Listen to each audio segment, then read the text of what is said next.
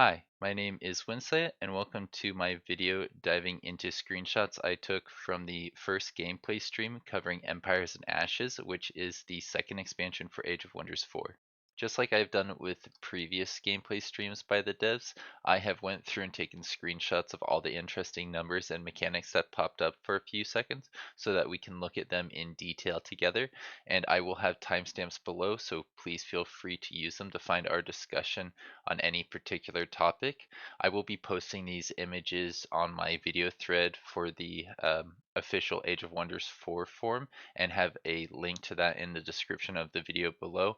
An important disclaimer, we are looking at screenshots from early builds of the game, and some of these numbers may change after the release of Empires and Ashes and the free, I think it is Golem update that's coming out alongside it.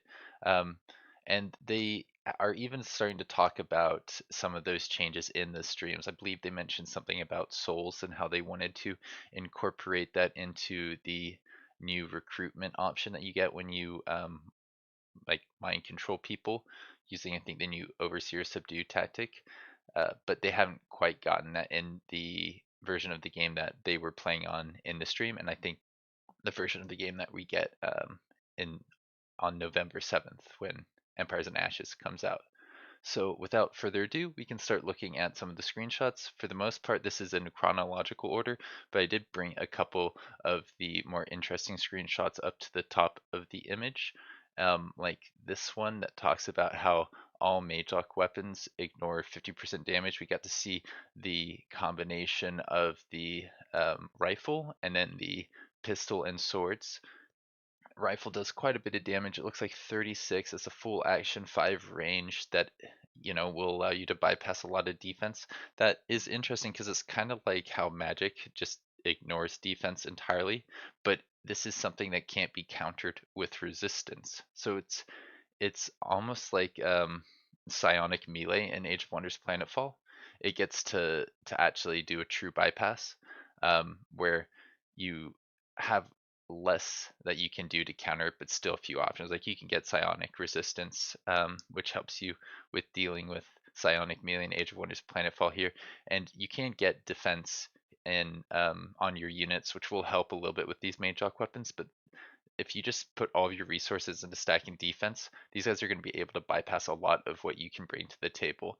Now, the pistol is a single action, so it's kind of like a skirmisher option at 3 range. It still bypasses 50% of armor at 22 damage, so a pretty significant amount of damage on that bypassed attack. But it's not something that you will be able to get a lot of ranged options out of, or a lot of range damage out of, compared to the just raw damage on the heavy Magelock weapon, and maybe like the repeating shots on the bows. The melee strike is pretty interesting because that is 12 repeating, and that comes from a single item right here. So I believe that means that you can't use, yeah, disables the use of a secondary. So it's kind of like a two-handed weapon that gives you 2 attacks. But I think that this is uh, it allows you to move a little bit more freely. You can move forward and then have 2 attacks and do a decent amount of damage.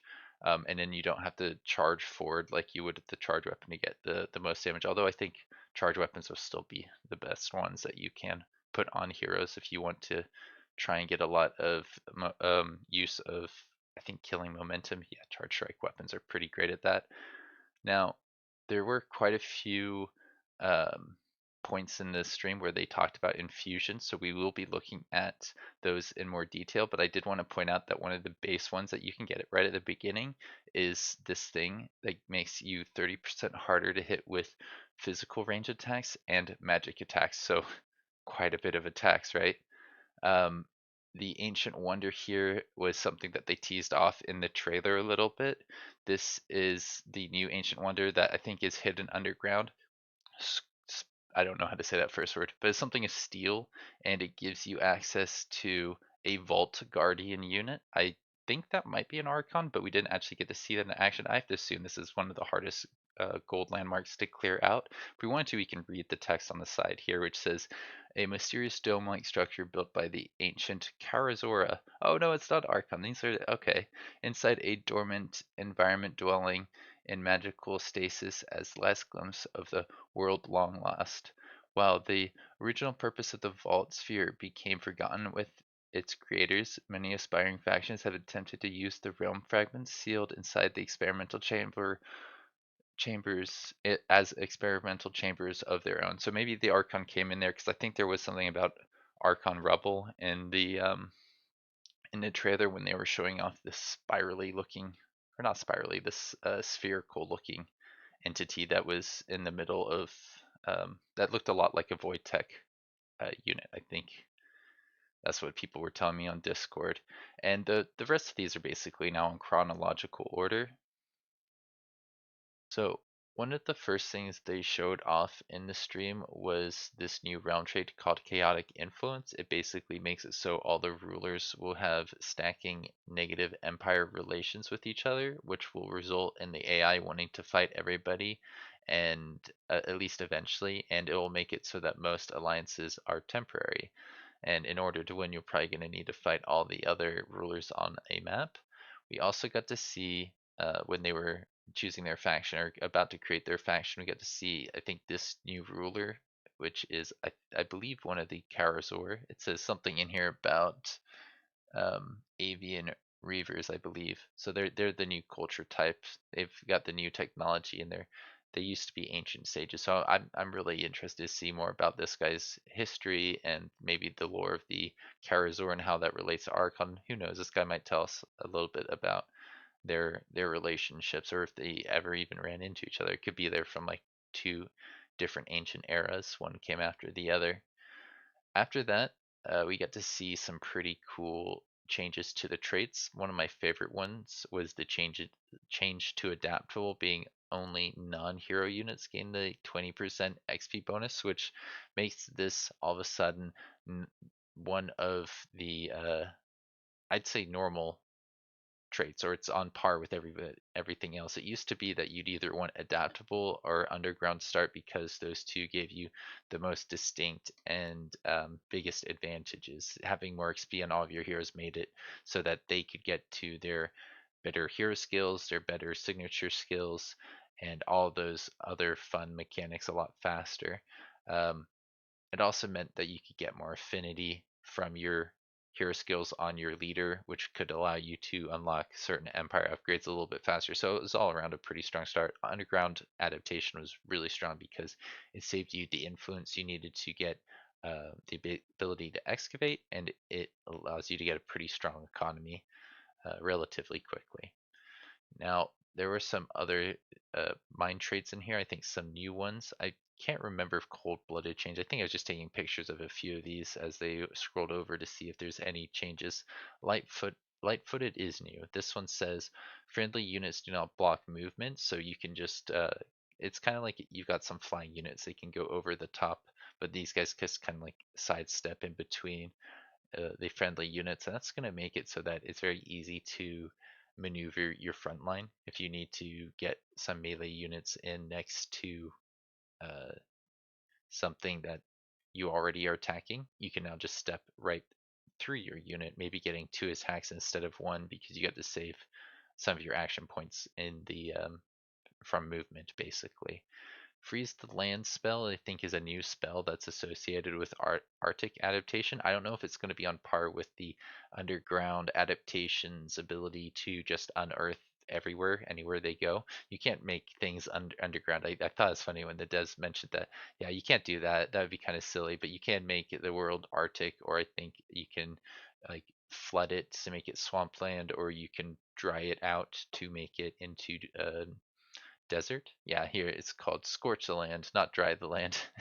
I believe that was a joke they made. They should have called it Dry the Land. I think if somebody wants to make a funny mod, they should change the names back to like the simplest forms of what's happening here. That'd be pretty fun, pretty silly. Sharp Eyes, I believe, is new. Now you can get extra vision range and sensing range in general. That is pretty useful, but I don't know if it's going to be the best. It's relatively cheap. As you can see here now, traits cost points. Light-footed, I think, is considered better. I think that was a 2-point pick. It doesn't show in this screenshot, but if we scroll down to here, I think you could see um, light-footed was 2 points in. I saw it in one of these screenshots a second ago. I think it was in here. Yeah, light-footed is 2 at the bottom of this one. We also got to see that unicorn mounts are pretty much the same. I think they're exactly the same. They cost just as much as all the other mounts, but they still have the ability to phase in and out. And I don't know if I agree that that ability is as strong as or on the same level as all the others. I think it's stronger in manual combat, not so great in auto combat, but pretty good if you can control your own units. Arcane Focus now is plus 15% damage. I believe that used to be 10%, but I could be wrong. That's just me going off the top of my head, what I remember off the top of my head. Keen-Sighted, I believe, is the same. Um, Fast Recuperation is plus 10. I think it's the plus 5. Resilient is a combination of 2 traits that we got previously, one that gave status resistance and then one that made it so that the status effects were -1. I don't believe anybody was taking the -1 one, so they kind of made it so it has less status effect resistance and has another interaction with it. And it's pretty expensive pick. It's 3 points, which in general I think is probably pretty close to right. Status effects are massive. If you can stun a unit, take away their action points, it's almost like they're dead, and it's a little bit easier to stun things than it is to kill them. So it's pretty good to be able to resist it when people are trying to freeze your own units with things like the resilient effect. Now, I believe these are no longer mind and body traits. We didn't talk about how all these points are shared between. I think you get 5 to play around with, and that gives you a lot of options. If you want to play around with your different options, uh, you can combine a bunch of mind traits or what were mind traits, or maybe a bunch of body traits. If that's how you want to spend your points, it's up to you. It reminds me a lot of Stellaris. We get Overwhelm on Dire Bear mounts, which I think means they give extra crit chance when they're standing next to, or they get extra crit chance when they're standing next to other bear mounts. Could be pretty cool. I'm not sure if that would combine with Overwhelm Tactics if you put it on your like racial units and then put them on bear mounts. If it stacks on top, if they count as the same thing, but I think it'd make sense if they were all like one tag. Because yeah, I can only imagine that stacking. That would be like what 40% crit chance just for having units adjacent. That means basically something like 40% accuracy on any shot, or higher accuracy on most shots, because you get the crit chance on top of um, the regular attack. Hideous Stench, I believe, is also new. It makes it so that enemies around this unit will have lowered resistance and status resistance. I believe Tom said that this was based off of a goblin unit in Age of Wonders 3, like in a regular, basically the worst goblin unit, um, had this effect, and they wanted to put it on better units, so they gave you the ability to do that now. It sounds pretty good. I want to play around with this one, and then maybe resilient, and see if I can resist status effects while giving a lot of status effects. Athletics is not broken according to the playtesters. I think that was a joke. I think athletics might be very good because it gives you 40 movement outside of combat, which is great for scouting. Unless you're going to be going for mounted, then you're going to have units that are going to have 48 movement. They'll be able to go a little bit further. But it says that they get fast movement on the world map and in combat. Quite a big difference. It will allow you to uh, maybe charge certain charge units a little bit further and allow them to do their thing a little bit more easily, as well as just get more attacks. I'm not sure how that would work going from 32 to 40 movement, if that would allow you to move once before you run out of your 3 attacks. But if that's the case, this is very, very strong, and I can't wait to see it in action in multiplayer, basically. Poison was Poisonous was buffed to a 90% chance to poison, and on top of that, things like damage over time now can stack. So there was a unit that took something like 20 blight damage at the end of his turn because it had 3 stacks of poison. That's not how poison used to work, so I think Poisonous could be pretty good. Because of not only the ability to inflict poison, but being immune to poison means that if somebody's also got poisonous, then you don't have to deal with all that damage over time that will just stack up on all of your units. I think damage over time with this change to stacking will all of a sudden become a much more viable strategy. Maybe too good. I have a feeling it might be too good, so I'm going to be playing around with that and trying to inflict a lot of damage over time in some of my multiplayer games and also the practice ones. I've been practicing a little bit because I'm excited for the Empires and Ashes. It's got me playing some single player again. Um, they said that at one point all the broken builds had spider mounts, which I don't know if they're joking because I believe a lot of people don't like spider mounts anymore since they nerfed the damage back to what it's listed as. I think people stopped using it as much, but I generally am a fan of immobilizing. Immobilizing is great because it keeps people from using their actions efficiently. It's almost like they're stunned sometimes. Unicorn mounts are better in player versus player and manual. That's my opinion, I guess. Reavers. So after this, after looking at the traits, we got to see a little bit more about the Reavers and how their structures focus on production and mana. It's not going to be one of the best factions at research. I think they're more about like getting out there and attacking relatively quickly. Having more mana will be good for that. You'll have more ability to cast spells and cast summons, and the production means that you're not going to be able to build as many units as easily in these locations, but I think you can take units from enemies. If you are running low on enemies, you can use the new warspoils mechanics to basically subjugate enemies to your side, or I don't know, convince them to join you. They're kind of like the polar opposite to Industrious, according to, I think, Avoxel. They have a lot of range attacks, where the Industrious is like quite a bit of melee. Then they focus on defense, whereas there is an offensive focus for Reavers, or Reavers are better when they go on the offense. They are also modeled on Conquistadors, which I actually didn't see immediately, but now that they mentioned it, it's like it's hard not to see it in the helmet and all of the art design um, for the promotional material. It's great. It's different than what we've seen before. I don't think we've had anything quite like that, and it's got me curious as to what kind of story they're going to tell with Edward. I think they mentioned Edward maybe a little bit crazy. Larissa may be trying to stop him, and who knows where the Karazor fit into that equation.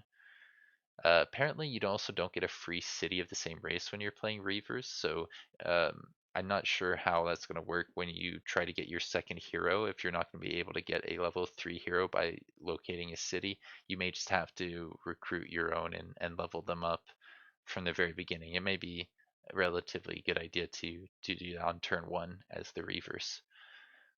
After that, we have some pictures of the actual buildings where it's like, okay, you get mana in production instead of um, the thing that just gives mana. Now it's mana and production. I believe, yeah, there's no shrine here, so you get the mana forge instead of the shrine. You can get a building, a special province um, building after getting wizards. After getting the town hall 2, you can get the Reaver's Manufactorium, which gives you gold and draft when it's adjacent to quarries. So they do get a little bit of draft here.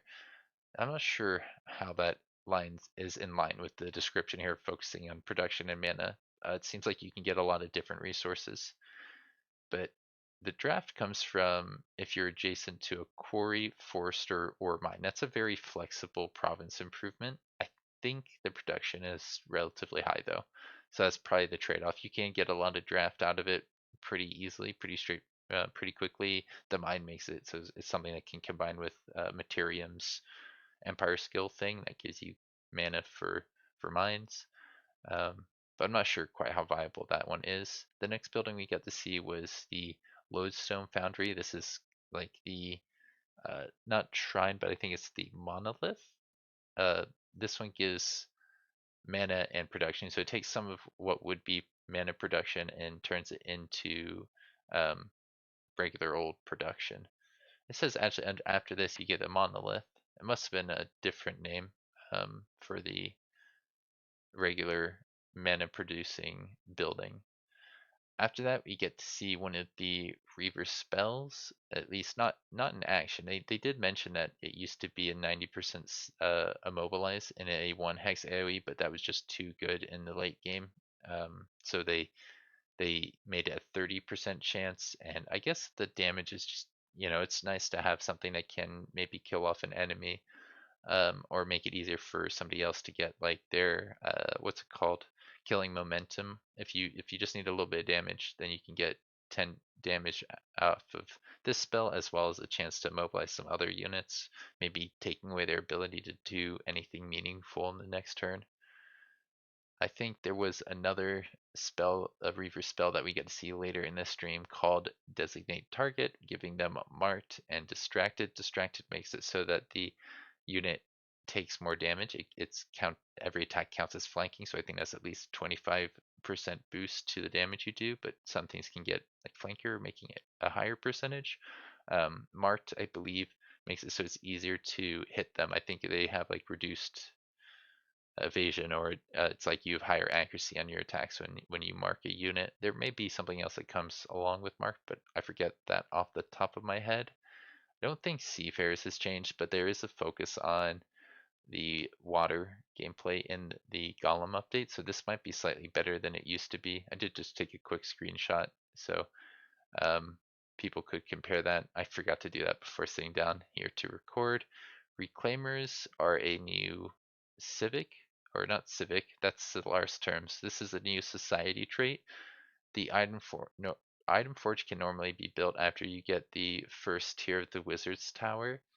Um, but if you take reclaimers, you just start with that, and I think you get some binding essence as well. You get binding essence for clearing as infestations, ancient wonders, raising cities, and pillaging provinces. Oh, pillaging provinces gives you the resource that you need to build items. That's pretty good, because you may want to build those rings that just make your units really hard to hit by going out and burning down little provinces. I could even see that worth leaving. I could see it being worth leaving a city, so leaving a free independent city for you to go raid, just to get some binding essence off of them consistently. That's pretty cool. That opens up some gameplay options. It says that you get, I think, 200 binding influence at the beginning, and yeah, you don't have to build that thing. In general, I think that's pretty good. It's Materium. I like Materium, so I'll probably be playing a bit with Reclaimers. If you don't take it, it looks like that binding essence mostly comes from disenchanting items. There's this option for equipped and disenchant. I don't think there's a sell button in here, is there? They may have taken out the sell button and just included a disenchant option, but who knows? Maybe I'm missing something. Maybe you can still sell things in the equipped menu. But yeah, if you wanted to, you could like click on the sword and pistols, spend 40 out of the 200 binding essence that they started with. Is that say 100, or is it? I thought it was 200. That seems to say 200 there. Maybe they spent on something else already, like that ring. Um, but they still have enough, it looks like, to start a project with the pistol and sword. Fable Hunters apparently works great with Reavers because they have 2 ranged units and 2 skirmishers. It allows them to get good early momentum, so I believe that's why they picked Fabled Hunters and Reclaimers for this stream. The next few screenshots have to do with the new tomes. The new tomes all have different affinities and don't complement each other. At least that's what they said in stream. I don't think we've seen what the Tome of the Dreadnought does exactly, but there's Materium Nature, Materium Order, and Materium Shadow. The Alchemy one, the Materium Nature one, does a lot of status effects, and it's particularly good with Dark because it can apply Weakened in an AoE, and it's not so great on a Reavers, but there are some things that work pretty well with Reavers. In particular, I really thought the fumigation, the ability to get that siege project that does a lot of damage and applies poisoned, could make it pretty easy to conquer free cities, a lot easier to conquer free cities and other players as well. So I think, yeah, there is a place for it in a Reavers playstyle, but it's maybe not the best option. Afflictors are also very close to Reaver units, according to, I think, Tom and Avoxel both said that they like the gargoyle for Reavers. It fits well into their build. They get I don't know if they have a pole arm, so I believe, yeah, in general, they recommend it. Um, what else is there in the Tome of Alchemy? There's this mysterious tonic which grants a positive status effect while removing a negative one. I don't think it needs a negative status effect. It can actually just grant positive status effects, which means the AI may waste it when you could be saving it to remove, I don't know, a stun or a frozen or a gilded. What else? There's some building in here that they showed off. Yeah, they showed off what the Afflicted does. He has a miasma shot, which I have to assume is full action. If it's a single action, this seems like a fantastic tier 2 unit, although tier 2 units aren't that amazing in general. Repeater crossbow means that, yeah, I think this guy's going to be pretty good at dealing out damage and relatively vulnerable as a ranged unit. We also have some information about the building here. It says you can get some knowledge and gold income from a magical material refinery. It also gives you extra knowledge and gold for each magic material in the city's domain. So I think if you're going to have access to a lot of magic materials, you may want to take Tome of Alchemy just so that you can take advantage of this interaction. I think you can get a lot of knowledge and a lot of gold if you're able to get just like 2 or 3 magic materials on a single large city, maybe like a size 10 or 15 city, will have enough tiles to grab that many magic materials in their own borders. Sometimes the magic materials spawn kind of close to each other. Sometimes they're quite far away, and you might need to go underground to actually connect up a lot of magic materials to a single city.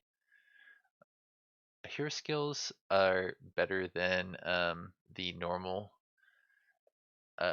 Mysterious Tonic. It looks like this Mysterious Tonic is a free action compared to, I think Mysterious Tonic would be a single action on your units. It may be a free action. Now that I look back on it, I don't think it says it is a single action. If all of them are free action, that's quite a powerful skill. Being able to remove a status effect as a free action opens up a lot of possibilities. It means you don't actually have to exchange an action to get a unit. Its full actions. You can actually dispel, go attack with the unit that dispelled, and then use the unit that was, I don't know, frozen or stunned to actually attack too. I think there is also the Alchemist lab here. Okay, I missed something earlier. This is a city structure, so it's not a province improvement. Pretty cool. And then we have the building itself gives knowledge. So these guys, if you take Tome of Alchemy, you're going to have access to a lot of knowledge gain, which is pretty important in Age of Wonders 4. You want to have as much knowledge as quickly as possible so that you can unlock tomes and get those affinity points and empire skills and all the other fun things that come along with tomes, like those tier 4 units and eventually tier 5 units. There's also this new spell book, which looks great for immersion. It's a really cool improvement to the UI, and I think it actually reminds me a lot of the way they presented spells and research in Age of Wonders 3, so it's a good callback to that type of system. All right, and Afflicted is quite powerful. This is a status effect that um, the afflictors can do, but I think also there's other things in the Tome of Alchemy that can afflict things. So it basically makes it so you can do damage over time depending on what type of damage is done to the unit. It's I think while it has a status effect, any damage that is done to it can trigger that effect. It's not like it disappears after it starts bleeding. It doesn't get rid of the afflicted tag when something starts bleeding. You could apply bleeding with a physical attack, and then condemn from a spirit attack, and then uh, poison from a blight attack, all in one turn. I believe that's how the afflicted tag works. And this says, yeah, afflicting miasma is one way to get afflicted. It can create, I think, that miasma in a radius, and anybody who walks through it or ends their turn will be weakened. Um, but if they walk through it or end their turn, they don't get afflicted. I think they're just on that hex. They get afflicted when you cast a spell. I guess that seems pretty good. Anti-magic tincture is a 1 hex radius that removes status effects and gives status protection. So another thing that gets rid of status effects in a radius. That's awesome. It's pretty accessible. I think there was one like that for Shadow, and I can't remember if that was in a tier 1 tome, but it's quite powerful, being able to dispel multiple stuns in an AoE. A lot of times when things get stunned, they get stunned near other units that get stunned. Reavers get an extra siege project, which allows them to use the fumigation a little bit more easily. Fumigation only costs 40 mana, so yeah, it just pairs well with Reavers, which we talked about earlier.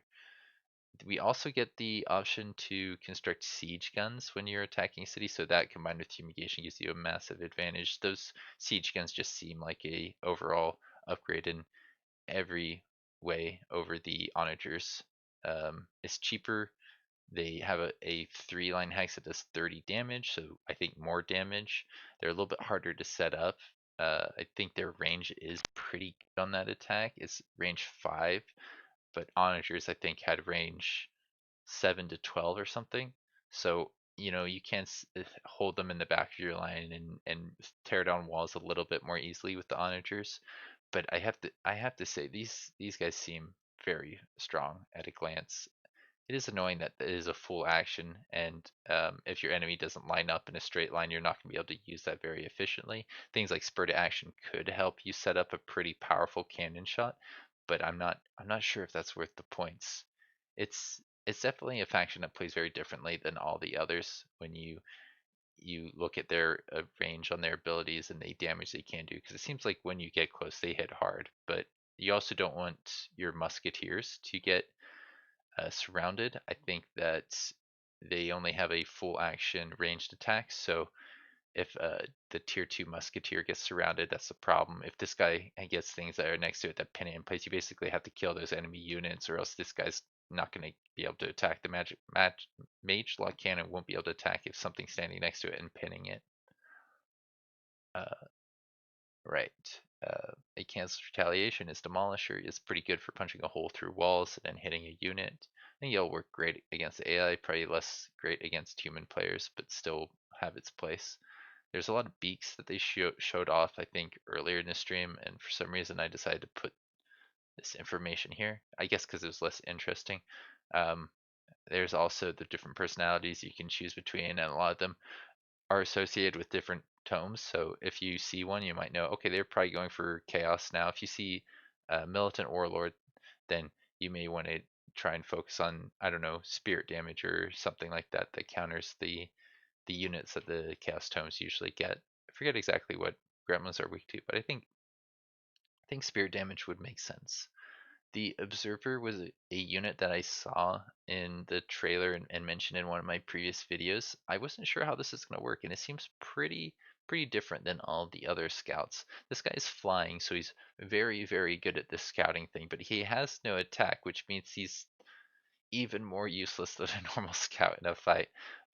Except for he can mark, so in a weird way, he might be better in a fight, but he needs to support other units. Having something that can mark from 10 away means it can be easier to get your range attacks to land on the targets that you want them to land on, and this guy will still be far enough away that it's going to be pretty hard for the enemy to kill him before the next turn, where he will once again mark somebody and make it easier for you to shoot things from decently far away.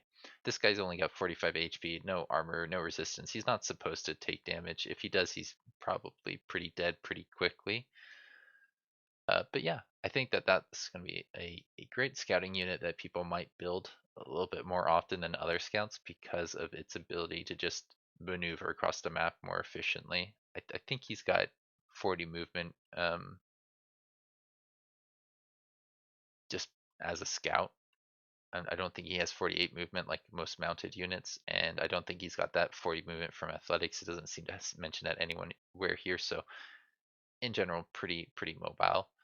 Mark works well with focused aggression, uh, because focused aggression gives you 10% of extra damage for every stack of marked on a target. If you wanted to mark target as a hero, you get a free action ability to apply marked on somebody from 5 hexes away, so you could mark and then shoot them with that same unit, maybe with the little pistol maybe you're able to use the full rifle with this ability and get a hit a unit that's like 5 units away from your hero. The item forge has a couple basic things in here, like you can provoke enemies if you wanted to. That seems like the only starting ability infusion that you can choose, but there's going to be more that you can get if you get more magic materials in your empire. If you wanted to, you could get the wind shield, which I showed off earlier. There's true sight, which I forget exactly what that does. Status resistance is pretty good, but I don't know if it's on the same level as half as good as the wind shield. Wind shield is just amazing. Being able to not take damage is quite valuable. Haste berries give you infusions, and actually list them off here. You can get mobility, evasion, and extra actions. That's amazing. Getting extra actions, I think, has to be the biggest selling point on the haste berries. And what else do they show off? They show off what Silver Tongue Fruit does, which is bite damage, bite resistance, manipulating enemies. I'm not sure exactly what manipulating enemies is referring to. Tranquility Pool does resistance, status resistance, attunement, and weakening enemies. So that's probably better status resistance than the baseline that everybody gets access to.